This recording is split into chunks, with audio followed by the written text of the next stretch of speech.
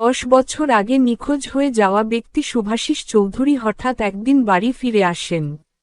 বাড়ির সবাই অবাক, স্ত্রী কণিকা, ছেলে ঋষি, মেয়ে অনু, তারা কেউ ভাবতেও পারেনি বাবা বেঁচে আছেন।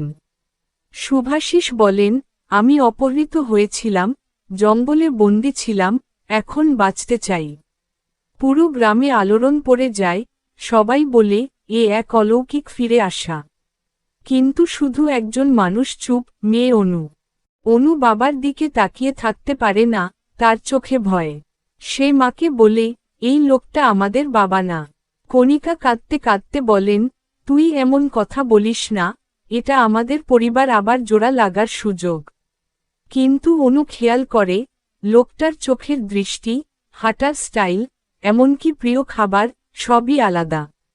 সে একরাতে বাবার ঘরে ঢুকে তার পুরনো ডায়েরি খুঁজে পায়, কিন্তু খালি। অনু গোপনে তদন্ত শুরু করে। সে খোঁজ পায় এক পুরনো প্রতিবেশীর, যিনি বলেন, তোমার বাবা ব্যবসায় বড় প্রতারণার শিকার হয়েছিল। আর যেদিন তিনি হারিয়ে যান, সেদিন তার ব্যবসার পার্টনারও গা ঢাকা দেয়।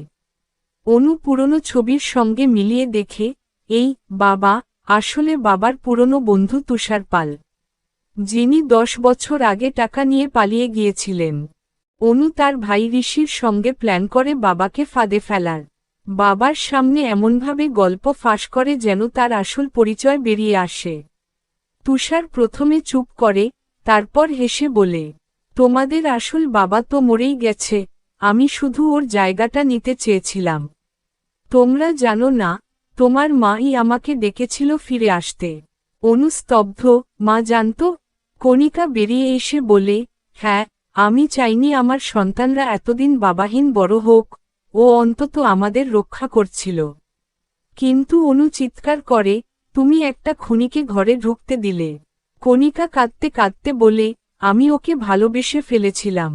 অনু পুলিশের কাছে যায়, সব কিছু ফাঁস করে। তুষার পালকে গ্রেপ্তার করা হয়, তার বিরুদ্ধে হত্যা, পরিচয় চুরি, প্রতারণার অভিযোগ আনা হয়।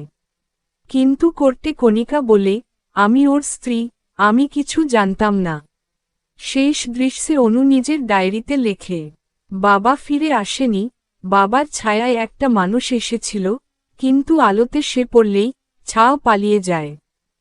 ফেসবুকে ফলো করুন শেষ চিঠি crime stories. YouTube channel subscribe করুন শেষ চিঠি। বেল এমন মিস্ট্রি ইমোশনাল গল্প পেতে সাবস্ক্রাইব করুন ও বেল আইকন অন করুন।